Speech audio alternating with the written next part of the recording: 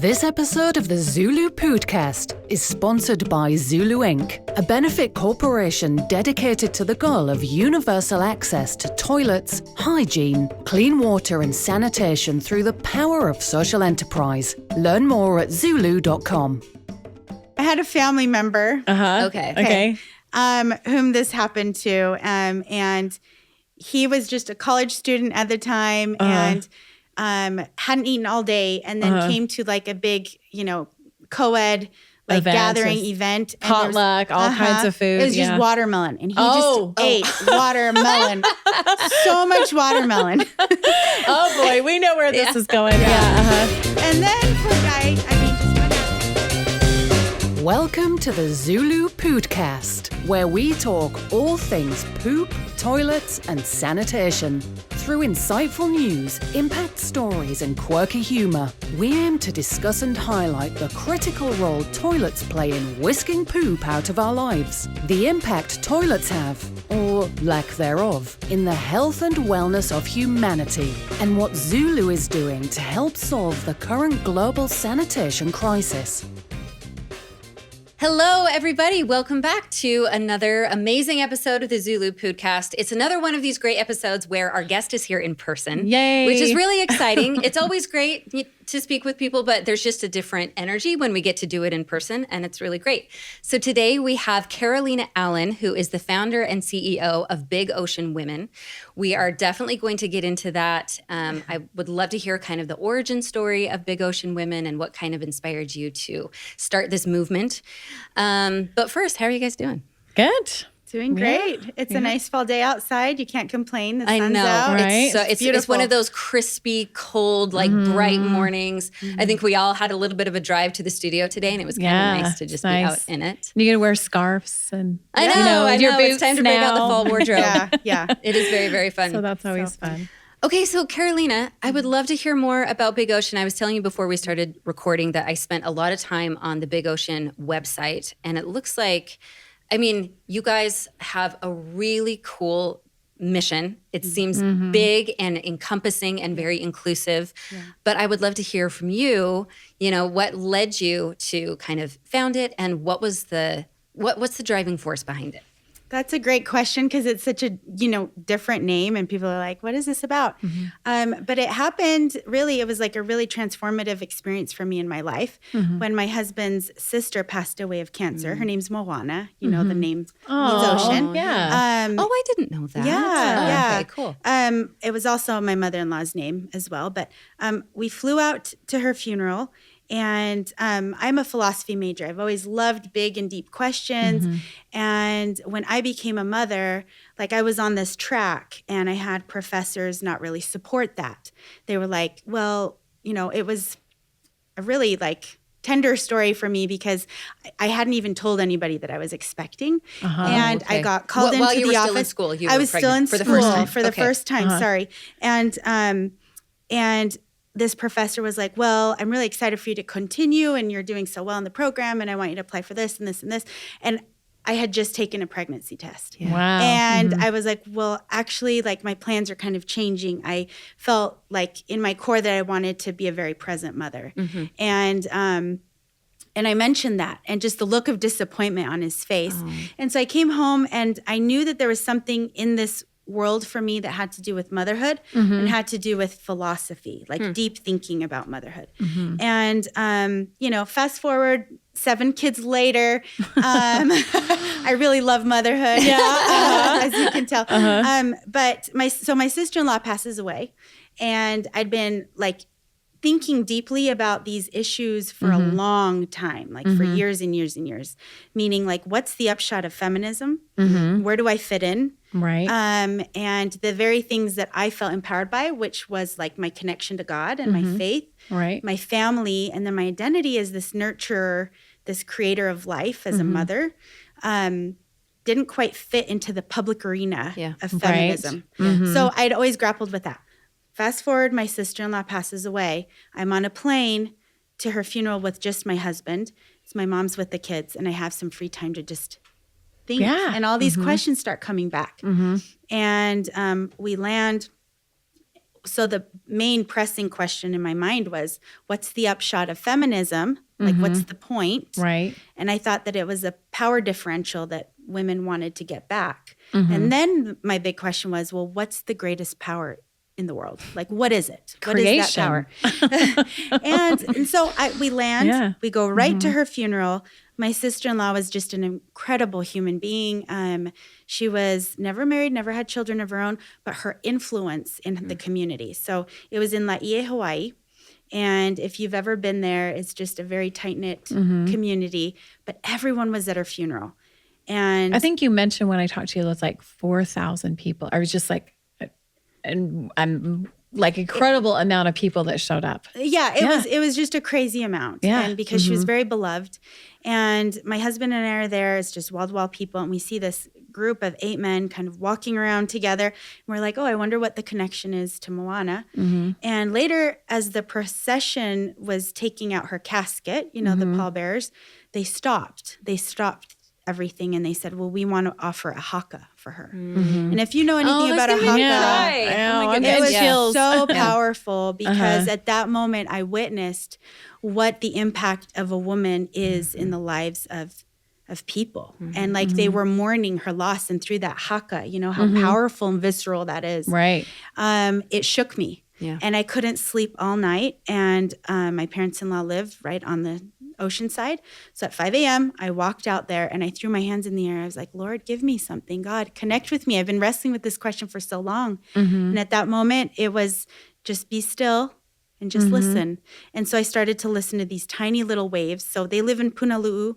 They lived in Punalu'u at the time, and there's a huge coral reef. So the waves coming in are so tiny. They're little. And I was just thinking that I feel like this little wave, like within the broad context of feminism, I feel very invisible and insignificant. And at that time, I'm walking along the ocean side and I see a big cluster of rocks. So I stand up on those rocks and I started to dawn on me. I think it was God just, distilling in my mind that you're not just a small little wave, that these waves are relentless. They never stop, and they actually shape the landscape instead of obliterating it like a big tsunami, right? And so it's these calm, subtle waves that actually create lasting change and change that sustains life. Because if you have a big tsunami wave, like let's say a big movement of getting this power differential back, what happens is if it's not carefully, nurtured, like it will kill, it will annihilate, it will leave devastation in its wake. And so there's something really powerful about small, consistent waves. So as I'm standing on this rock, I'm looking behind me, I'm like, these small waves shape this landscape. Look at how gorgeous this place is. Right. And then the sun's coming up over the horizon. And I felt very, clearly that I needed to stop identifying just as a small little wave, but as the big ocean of women like me all over the world. Wow. So that name, Big Ocean, is what stuck. And it's what has carried me through. Like, what does this even look like? What do we do? And so it happened in 2012. And then in 2015, we officially became a nonprofit because I was grappling for 3 years, like, how do I even do this? What does it look like? And we're now going on 10 years. Yeah. And so of women's empowerment, women that are dedicated to faith, family, and motherhood as our core. So wonderful. There's not nearly enough time for me to dive into all the questions I want to ask you about these very existential questions that I think most women, whether they're mothers or not, just like, what is my identity? How does feminism fit into that? How do I define that for myself, and what do I do with it? Yeah. Okay, guys, we have like another podcast. Another time. Let's do it. But I love the vulnerability in that story and recognizing that I am not the big, massive force of a tsunami, but that actually is my power. It's this small, consistent, subtle, but highly effective. Linking arms with everyone. Yes, I really, Well, I can imagine really that's how your sister-in-law was. Like, she just, 100%. Yeah, she did these little acts of kindness and showed this consistency, and it influenced like the influence is the power. Yeah. That's what I was going to come back to, is that Yeah. the fact that it's woven within the very fabric of our bodies, connection. Like that's what it is. Like when women are expecting, it's connection to our human family. Right. And when we embrace that and when we pour love into growing life in all of its forms, there's something there, an invisible tether that people can't get rid of, and it's influence. That when I speak words to my children, because I've been there through the thick and thin, throwing up at 3 a.m., I mean, just the million ways that mothers show up and fathers. Changing diapers at 2 a.m. Yeah. And it's this consistent, relentless wave of nurturing that my words have more weight in their hearts and that I can influence and guide them so that they can become the very best that they can be. And I think that's what's missing in the world today is this connection, this like human family connection and the responsibility we have to each other. So tell us about some of the projects that your organization is, devoting themselves to. And specifically, it sounds like you guys have a really great toilet sanitation project in Liberia. Can you tell us a little bit about that? That was one small, beautiful, project. So our organization is really fascinating because we are like the driving force, we're the support behind hundreds and hundreds of women's acts of problem solving. Yeah. So we have all these wave chapters all over the world that meet together. And Wave chapters. This is Great. cool. So Yeah. women achieving vast empowerment is a wave. Wow. Okay. And so we have all these local waves and the women meet together. They go over our core philosophy. We have 12 tenets that we are on a calendar year. Every single awesome. month you we're kind of all focus talking on about one. the same Okay. thing. But these women, they get to think, well, what are the problems in our community that we can be an action and a solution to? And so one of our wave chapters in Liberia was headed by Mombedo. She's incredible leader. They noticed that a lot of the kids in this one little rural township This is in Liberia. And they would have to walk quite a distance to this latrine. Which is very common. Very common. And on the way, so many kids were getting accosted, molested, abused. I mean, just it was unsafe to go from point A to point B. And so the women gathered together and they said, well, what can we do about this? The problem is our children aren't safe. What is the solution? And so their solution was, let's ask Big Ocean Women to come on board with us. We'll write an official letter. We'll see if the municipality can get the latrine moved closer so we can keep an eye on the kids. Right. That's exactly what they did. The project cost $350. Wow. For $350 today, yeah. you can keep children from being abused, right? Wow. Because then the mom's eyes were on the kids. This whole army of mothers was watching and making sure. And not only that, but the community all of a sudden knew, there's other women watching this problem. Because we have support from the United States and from all of our other women that are like, no, this is a legitimate project that we want to fund and back. And so it's a very, like a small wave making a small little change, but over time, It's massive things change. change. Yeah. Life-changing. I just So amazing. let's all stop and think about that for a minute. know. Your children are risking their safety just by having to go relieve themselves. It's a very difficult concept for us to grasp here, I think, because it is just not something we ever have to think about. Yeah. And as a mother, I can't imagine having to tell your kid to make a choice. I mean, you can't go with them all the time. You've got other kids, there's things happening. And to constantly be weighing that risk. Is my kid going to be okay? Right. Just going to the And bathroom. women in general, just Right. Yeah, it's moving that latrine closer to where the community could protect itself. Yeah. The vulnerability of being the lone person far away walking. But it's something like sanitation and water is something that here in our first, our developed world, we just can't fathom. Yeah. Well, and we find that in the stories and the recipients that we've had in India, that's the same thing. They risk being raped and molested, sex trafficked. It takes a lot of time. And then they even alter how much they eat and drink So that they don't have They to go to don't the have to bathroom. go. And at certain times, right? Yeah. So it's like, So it's like really your whole life is just so impacted by this thing that we take for granted because we have to walk down the hallway. Well, that is a perfect Yeah. segue into this article that I want to talk about. Okay.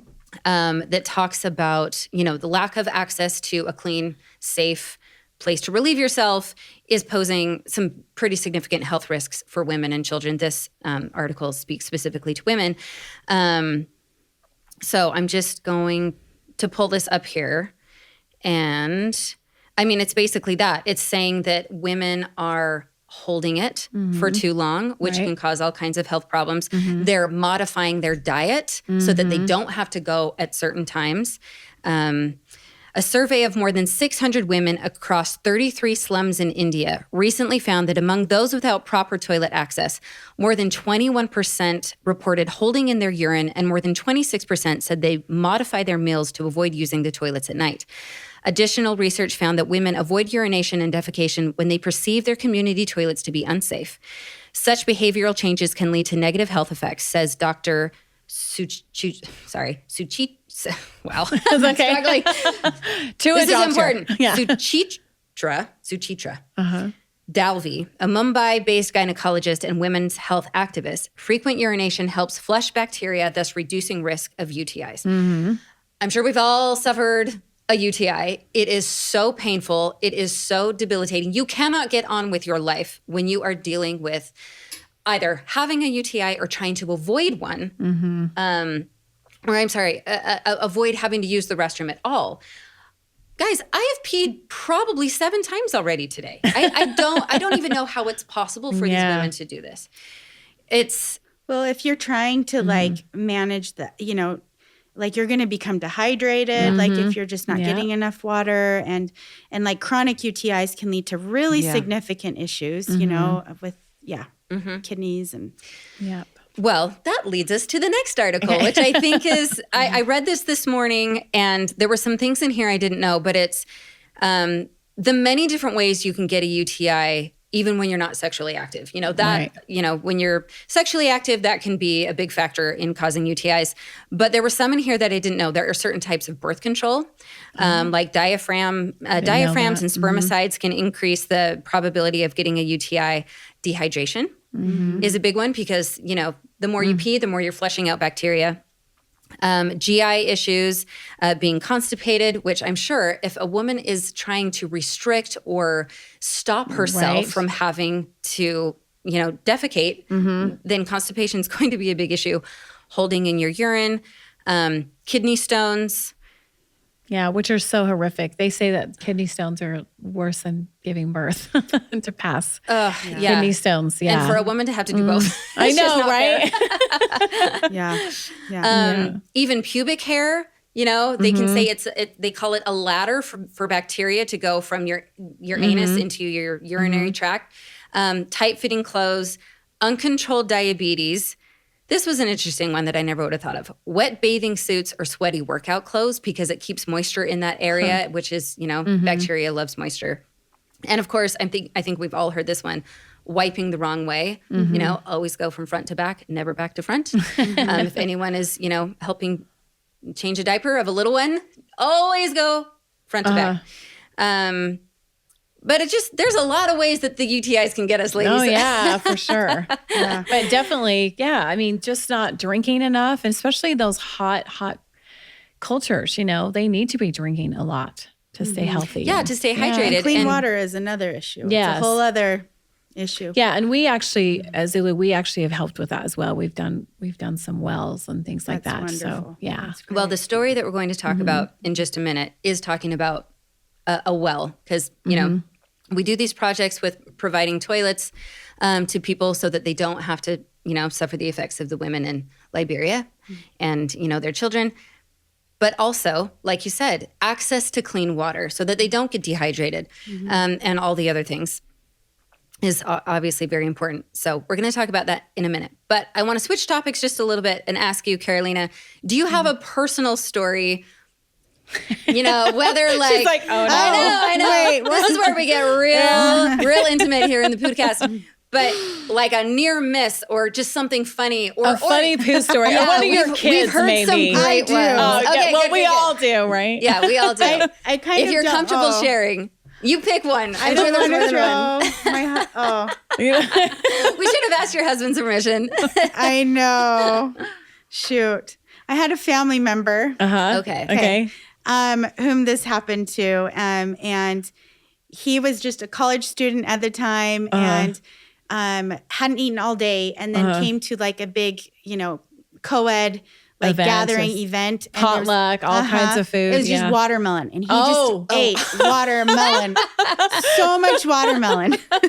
Oh, boy. We know where this is going. Yeah. Uh-huh. And then poor guy, just went out to go play volleyball with all of the other, beautiful, young people who at the time, you're just trying to date around and all that. Right. And he just jumped up to spike the ball and came down and was like, Too much force. I'm in trouble. Trouble. So he just shimmied on over and found like a church building. Okay. And like tried to rinse himself off. And then he came back out and everyone's like, why are you all wet? You're like, oh, well, He's I just rescued a child in a ditch. I just jumped in a pool, a neighbor's pool real quick. Real Right. hot. But it's been a funny family story. So Well, there Good. you go. I hope he never lives that down. Yeah. That's a Right. great one. It's a good No one. more watermelon allowed at Yeah. family Right. functions. every time we eat watermelon, we're like, just "Dad." not only watermelon. Yeah, yeah. That's right. Yeah. That's great. All right. Well, Thanks thank for you. sharing Yes, that. I know that's not an we're easy not good- question yeah. to ask on the spot, but we think it's fun. That is fun. All right. Well, let's jump into Jayamma's story. The YSR Nagar community outside of Hyderabad, India, is comprised of approximately 120 families who previously did not have a reliable supply of clean water. For years, they have been completely dependent upon a water tanker truck with approximately 264-gallon capacity supplied by the government. The tanker only serviced the community once every 10 days and often contained water of questionable quality. The water supplied was not being stored or maintained properly and was often unsafe for drinking, causing health issues, resulting in dehydration, diarrheal, and gastrointestinal problems in many community children and senior citizens. The community expressed that they had to spend 15 to 20% of their wages buying safe drinking water and had to walk miles getting around 4 gallons of water per trip. Mostly the women of the community had to bear the brunt, walking long distances to fetch 2 pots of water carried on their heads.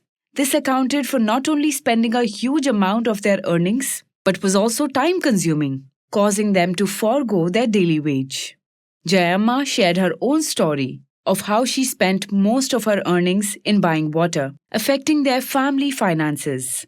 She says, "With a small child, it was hell for me, carrying both my child in my arms and a pot of water on my head walking such a long distance." She also complained, "My son had to be admitted to the hospital due to stomach pain and was diagnosed with a gastrointestinal infection." During our interaction with the community, they expressed their water problems and the ill effect on their health.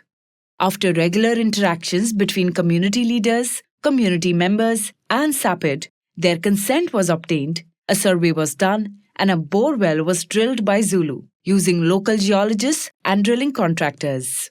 When water gushed from the newly drilled well, tears and smiles on the faces of many exposed many emotions.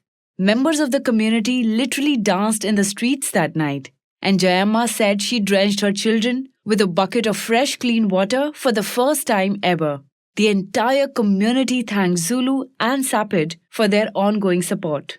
Many expressed their gratitude of now not having to wait for the water tanker, walk long distances, spend time fetching water, and consuming contaminated water. One of the local leaders of the community thanked us with folded hands and expressed, "Today the river goddess of water, Ganga, has come in our community. All our water problems have now been solved. Thank you, ZuLoo and SAPID." I love that story. Yeah. Yeah. It's powerful. That visual of her being able to bathe her water or her children in clean water for know. the first For the time first is time. really And I can just envision them hits. dancing. So I guess we can kind of talk about that. Yeah.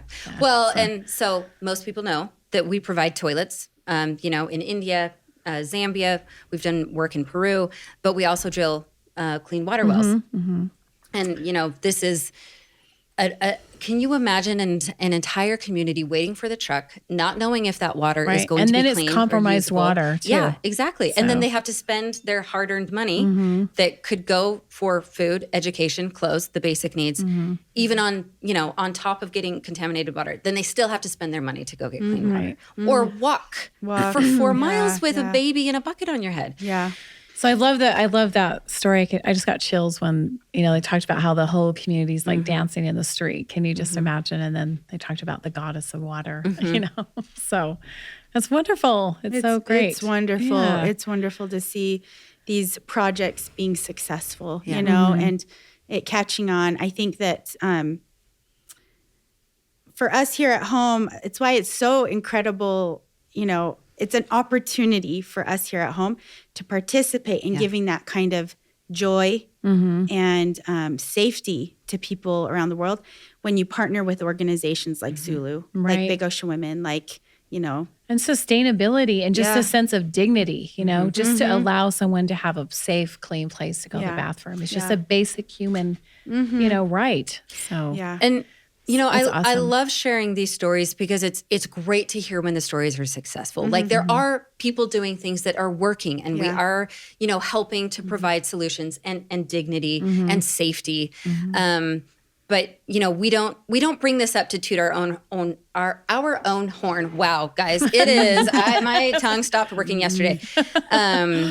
But it is something that people can get involved with. At ZuLoo, we have our marketplace where a percentage of everything you buy goes to support these projects of building toilets or drilling wells.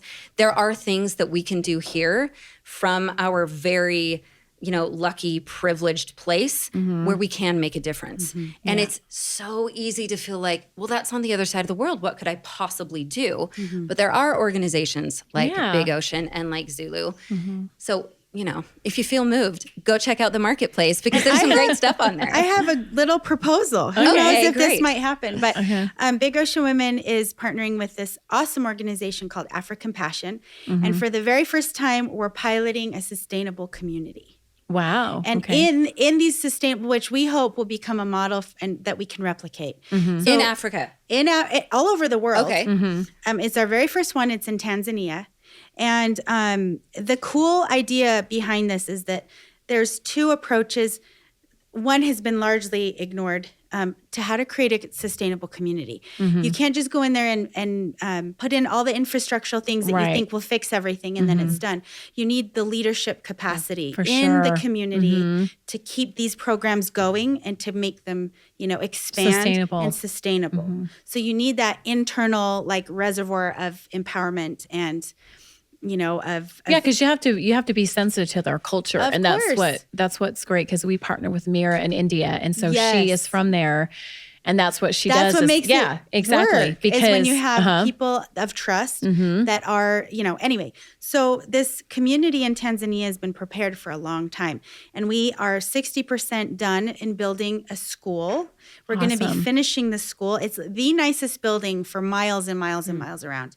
One of the needs is a latrine because you can't put the bathrooms inside of the buildings. Right. It's just culturally inappropriate. And so anyway, the sanitation component of these sustainable communities is a huge factor. Yeah. Oh, yeah. We're also putting in a wave center. So it's a place where women can just come and gather and store their equipment like sewing machines or, whatever their enterprises are, like bead making things, hairdressing things, baking things, whatever it is that they decide to do. But it's a community center specifically for the women to grow, in there. How large is the community or is the school? The school is, it's remarkable because we're also changing the way of the construction of the building. So it's earth packed blocks that you can stack. So it's really fascinating, but I'll share more about that and maybe we can collaborate. Yeah, maybe for be a part of it. Yeah. So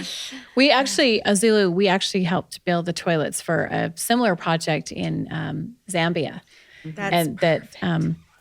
that recently, Mothers Without Borders. They have an orphanage there. It's 825 children.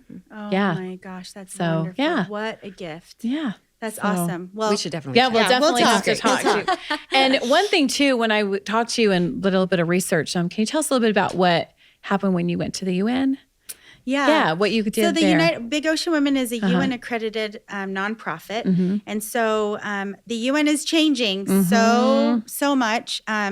In the past, we could do a whole other podcast about that. I'm going to try to just shorten it really quickly, but they have a value system that sometimes doesn't match with reflects a lot of countries, Yeah. to be honest. And so there's a lot of concern.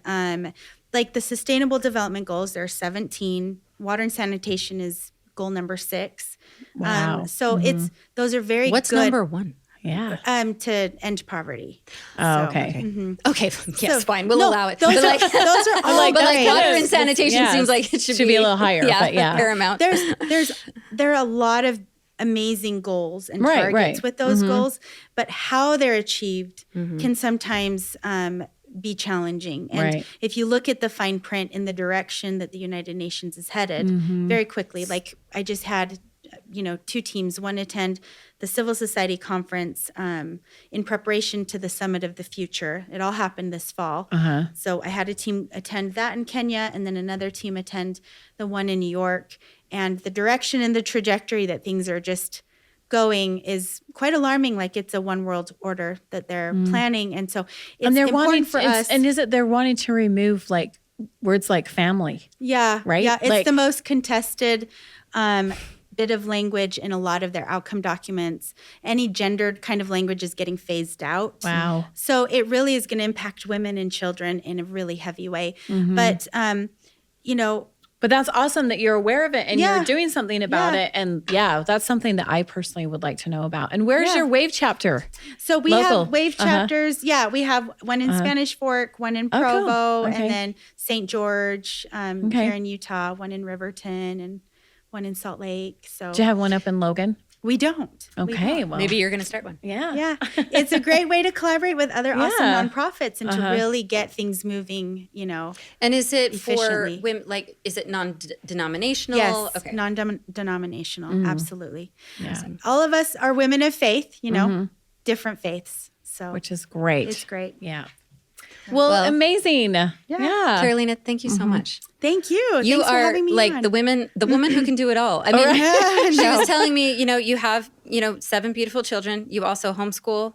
You are Homeschooling is a great vehicle to let me do a lot of things. 'Cause Yeah. it's very efficient. So Yeah, a lot of times yeah. people think it's like way More laborious, bigger but- than it is, but it actually opens so many doors. Yeah. Yeah. And That's you're great. flying from here, there, and everywhere and speaking to people at the UN and changing the world and speaking on behalf of women and families and children. It's a joy. It's a And- labor of love for sure. Yeah. As is, And thank the you work for we do. sharing your story because it was vulnerable, but just such a beautiful thing how very God just impactful. spoke to you and so beautiful. Thanks so much. Thank you. Thanks for the opportunity. You bet. Hopefully we can have you back. Yeah, I love it. All right, you guys, thank you so much for joining us. We'll see you next time.